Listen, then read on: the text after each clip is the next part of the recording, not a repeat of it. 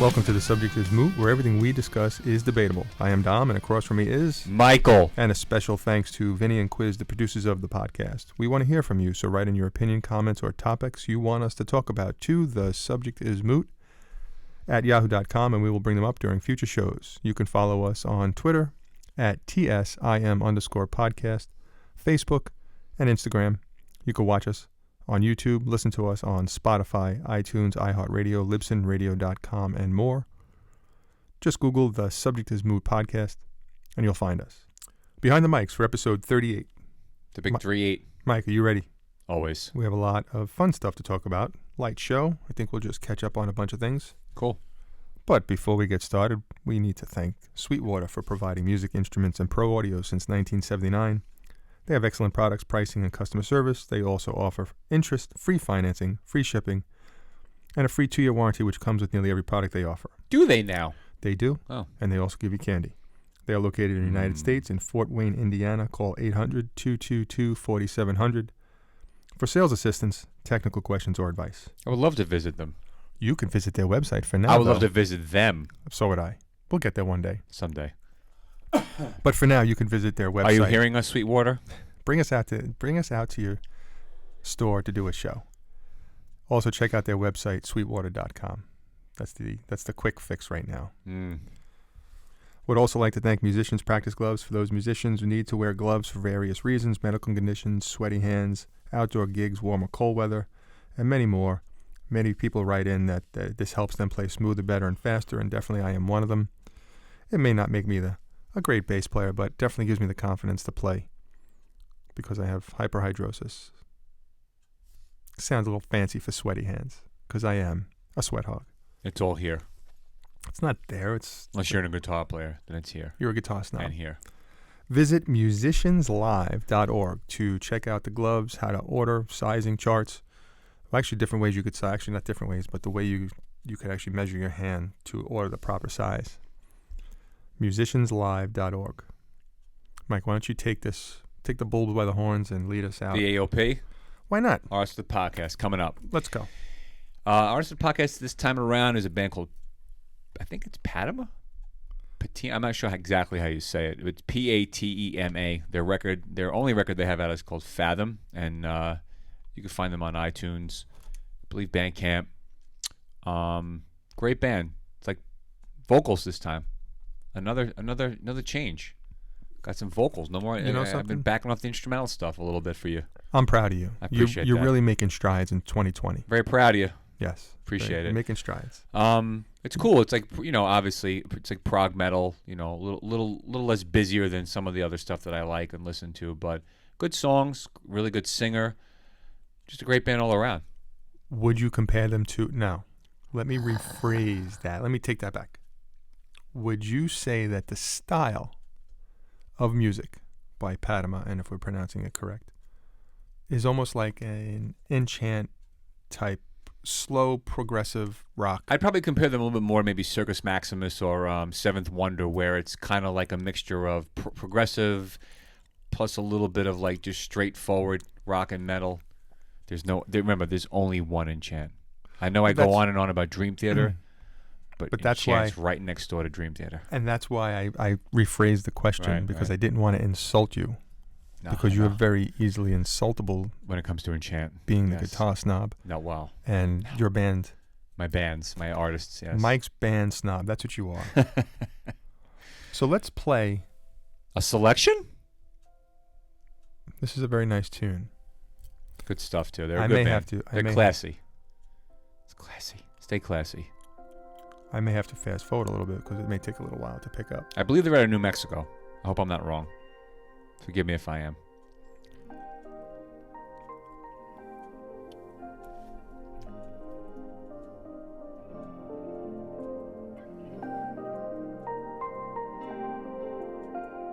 A lot of music I like has always says intros. Sorry. Yes.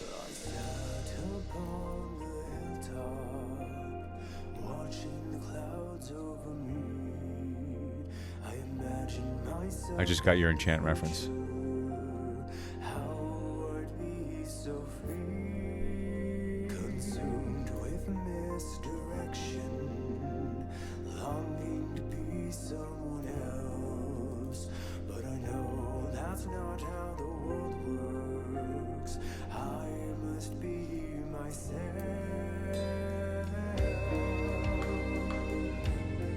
It was good.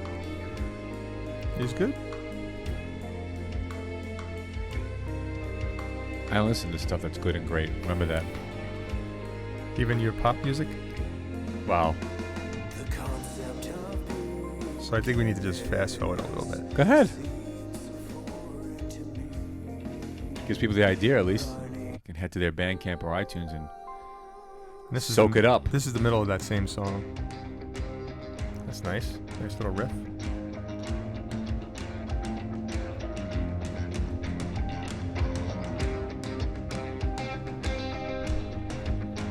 It's cool.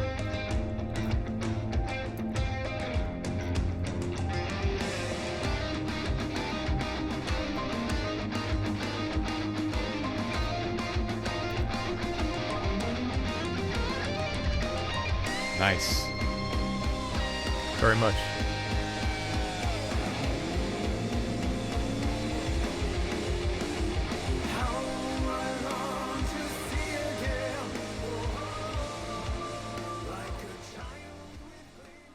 I liked it. It's good stuff. There's another great song on this, and it's actually called "Once Upon a Burial" on the album Fathom. Check it out. Moving on, my next list, three guitarists of the podcast this time around is the first one is a young man, excellent. His name is Yuri. Yurei. He came out with a new record, I believe, at the tail end of 19. It is amazing. What an amazing album cover too. I love album covers, especially when there's thought put into it. Beautiful artwork. Al Joseph, who I'm sure most guitar players know. If you don't know him, you should know him. His Instagram page is amazing. He's tremendously insightful and always has great like mini lessons, and he's just a great guitarist. He has 2 records out too. They're a little older, past few years. I'm sure he's working on something new. He's an amazing guitarist. And Adam Ironside, another great guitarist. He's on Bandcamp as well. There's my three guitarists for the month. Nice. Very nice. Check them all out. They're all a little bit different styles, but excellent, Mike. Well, just so you know, Teddy Maturo, who posted that question last month about Neil Peart, not really Neil Peart, but who's the greatest live drummer. Teddy Maturo is a New York City radio DJ, and he posted the question of who is the greatest live drummer. Living drummer, yeah. After him, after his Neil, passing. Yeah, so, and we covered it during a show, and he responded actually back to us, and he heard, yes, he likes the show. Oh, cool. Yeah, he likes the show. He likes the intro. He said he likes the intro music. Chris Boss? Well, yeah, the Chris Boss is the intro music. Maniac Man. It's his song off the Evolution album. But yeah, Teddy likes the new song. Cool. Does that mean he doesn't like our old song? I guess not. Which our old song is our song. I thought we were going to get signed too. It's actually your song, but it was us doing it. Right. But he did like the show. Imagine we had a good producer. He did say that, there are so many good drummers out there, because you were mentioning a lot of drummers out there. And he said, is more proof how great Neil Peart was. Yeah. And it is very, very true. So thank you for writing in. And you know what, Teddy, thank you for listening too. Appreciate that very much. Absolutely. So, question for you, Mike. You watch Curb Your Enthusiasm? Of course I do, bro. You know me, and anyone else knows me. Just under music is comedy. And Larry David is a damn, maniacal genius of comedy. He is. Don't ask me what made me even think to bring that up. Obviously, this is a show about music, right? True. And his shows about nothing. And exactly. So I just started watching that. I'm in season 5. I say the word actually a lot, but I am in season 5. You're late to the party. But you know, I don't mind because now, okay. That's now fine. I get to binge watch. Eat them up. I get to binge watch the show, and I get to pause it and fast forward, and not have to wait until next week. But there's going to come a point where I'm going to get to episode Catch up. They're on episode 9 now, I believe. It's a very interesting show. It took me 1 or 2 to kind of get acclimated. Larry David acclimation, let's call it that. Right. Just like a great album or a great song or a great band. Great comedy. It takes a little time sometimes to get used to the flow of the writing and the flow of comedy. Mm-hmm. Don't get me started, dude. I love comedy, man. I feel bad for him sometimes. Sometimes he, I think sometimes the only time he takes his foot out of his mouth is when he's putting the other one in. Yeah. Right. Yeah. But there are times where he really does have a good heart and he means well, and it just backfires. So there's some parts in the show early on that you say, well, how is that going to backfire? Oh, it does. And then the one that I just recently saw was where his father-in-law had the nail from the Passion of Christ. Oh my God. He bought that off the internet, and then he had to use that. And you say to yourself, well, how's that going to, as soon as they, no matter what it is in the show, you could see it and you're like, oh, well, is that going to be the thing that's going to bite him later on? And you don't know what it could be, right? Right. And then you just say, oh, that's probably it, And that's probably the fun for me in the show is trying to find that little piece that's going to come back. He can be unpredictable. I'm hooked. That's for sure. Yeah, it's an easy show to get hooked on. But I will say, though, I love his wife. I think she's great. She gets him. She knows how to control him almost. And it's almost like she just knows. It's like Larry. She's like, what did you expect? Right. Like, you're an idiot. Right. But she doesn't, she's pretty, although she does yell once in a while. But I would have to say that Jeff's wife is the funniest. She's the best. Once again, in my lifetime, I don't love a ton of comedies. I'm definitely pickier with my comedy than I am more picky with my music. But once again, what makes the show so great is the surrounding cast as well. Mm-hmm. When you have a show that's built around a particular character I guess it would be character. It's just like Seinfeld.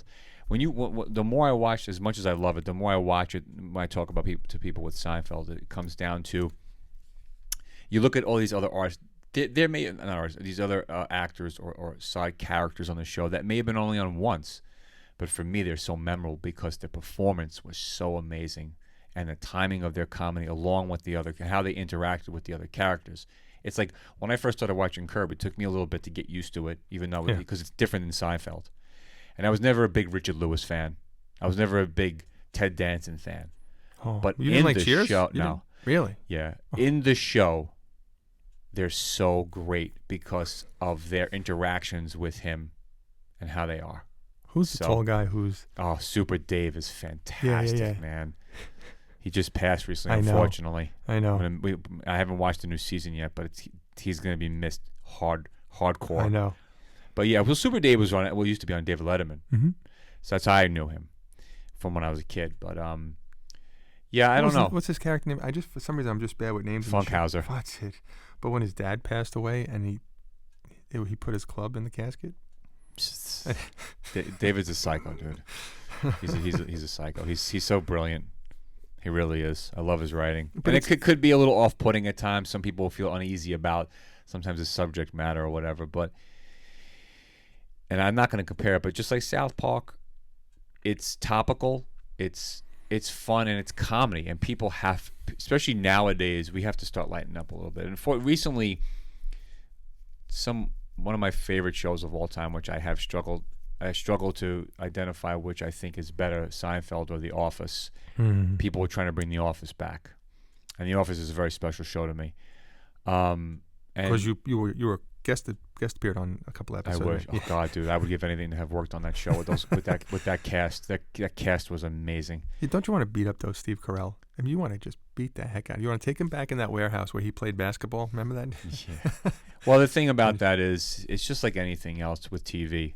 That's one thing that's so That's why I don't like it as much as I love music, is because at some point these people feel that they're being stifled or creatively, held down by a certain role. And I guess it's true. There's a lot of that in movies, and there's a lot to be said about that in recurrent roles. Let's put it that way. Whether it's a Right. movie or especially in a sitcom or a TV show, that whole typecast concept.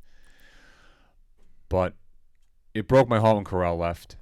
But the show itself, again, was so driven by the characters on that show, just like anything else. And that's what I love about a good comedy, especially a good sitcom, is the characters, especially maybe not even so much I think maybe that's why I was never into Friends, because I just could not stand the main characters.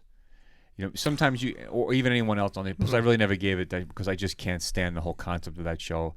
But all the shows I've ever watched, you had your main characters who I always liked, but there was also all these other side characters that just it's solidified the storyline or the comedy itself. Or when you look at writing of The Office, Curb, or Seinfeld, it's totally different than regular funny. All three are different, yeah. Yeah, but even different from the other in-your-face comedy like Friends and Cheers. Although Right. Cheers, you need to watch that again, or maybe. I don't know. I was a kid when Cheers was on. Because that has a cast of characters that's True. not so much as deep, maybe, as Seinfeld and Curb. Well, I had memorable characters from that show. I liked Cliff and I liked Norm. But those are the people who are just in everyday episodes, right? And Crane. Frasier. Frasier. Yeah. I love. That's a great show. Frasier But those was a are the great show. characters that were in the show. They were Right. almost as like the four front people in Seinfeld, right? Those were the characters. It was Right. it was The Ted main cast. Danson, and it was Shelley Long, or what's her name? Christy Alley. Christy Alley, yeah. Right. So that's the hub, and then everybody else around.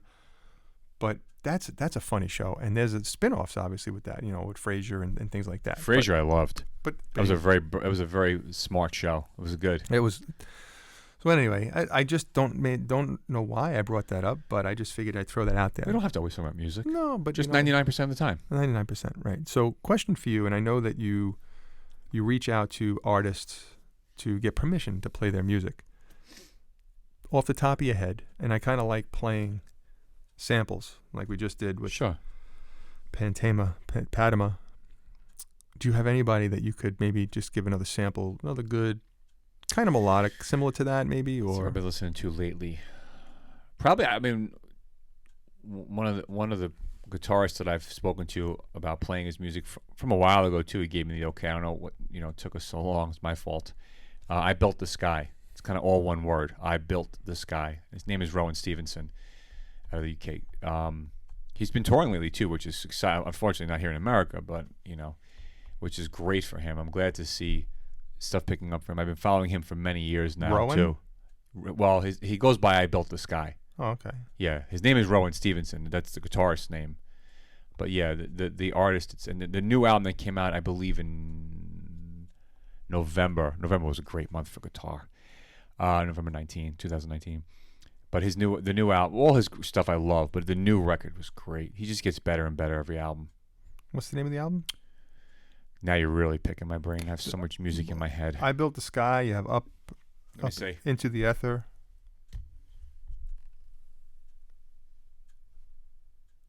The Zenith Rise, 2019, right? Is that what it's called? The Zenith Rise, Yeah. I believe. 2019. Yeah, that's it. That's the new record. Any song on there that you? I tell you, man, it's hard because all of the songs are just such of high quality.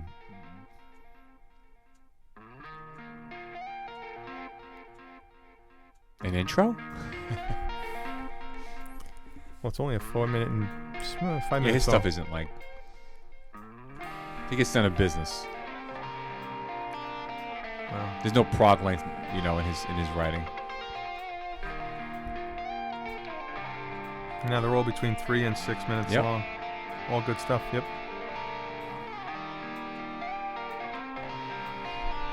It's funny how you always pick the song with the longest intro. It's like you have Bad Luck. no, I wouldn't call that bad luck. Oh.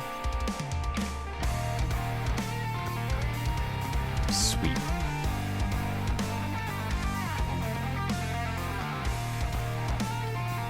A little lighter than Seventh Wonder. Wait, there's no singing in this though. Yeah. No, I'm just saying. Yeah, yeah. Lighter music line. Similar.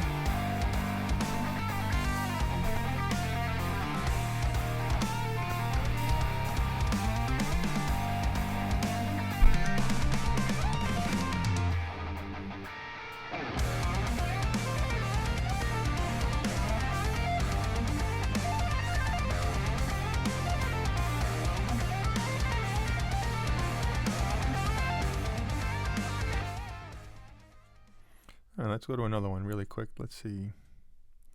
Stars and Darkness. Although we probably should have picked the Zenith Rise. That's just the name of the album. Yeah. Buy it. You must buy it. It's a great song. Actually. Yeah.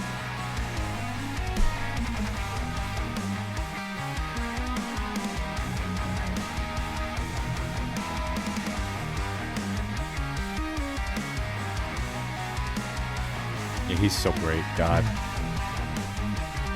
Great album. Great songwriter. The one thing I love about a lot of these young players is they have such an incredible sense of melody. They're not just playing to play. And I know a lot of people are I'm going to say that a lot in the future. I've said it in the past, but it's true. I have listened to instrumental guitar players for, I don't know, probably 30 years, maybe more. And it all started with Satriani. But the thing is, I feel like a lot of these players, they really do take a page out of Satch and Vai's book as far as melody goes. I mean, listen, there's shredders out there, and I get that. But even them, even the younger shredders, they really stick to the format of a song and not just shredding. But the one thing that was probably overlooked from years ago, because obviously instrumental music isn't people's first choice for the most part, the masses. But a lot of the shrapnel guys, as shreddy as they may have been during that shrapnel era, like, you know, Gilbert and Marty Friedman and Becker and McAlpine and Greg Howe and Vinnie Moore and Richie Kotzen, they still had an incredible sense of melody. They still knew how to write songs. That's why they all ended up where they ended up. You know, Paul Gilbert went to Mr. Big. Kotzen ended up with Poison for a stint. Even Blue Saraceno was a great underrated guitarist from the early 90s who he really hasn't been put out much lately. Even he ended up, I think, for a short time with Poison, because a lot of the bigger bands, when they needed a guitarist, they used to go fishing in shrapnel. They would always probably call Mike Varney up and say, "Who do you got for me?" You know, so even Roth picked out Becker for the Little Ain't Enough, and unfortunately he got diagnosed with ALS right afterwards, but he knew where to go. So the one thing I really am enjoying for the past 10 plus years, for more than 10 years now, a lot of these guitarists, they just have such an incredible sense of melody, and it's been such a great run. I hope it never ends, especially with the internet now and the independence of artists. I hope it never ends. It's just great. It's bad for my pockets, but it is really enjoyable. That's why I love it so much. That aspect of music is definitely continuing to grow.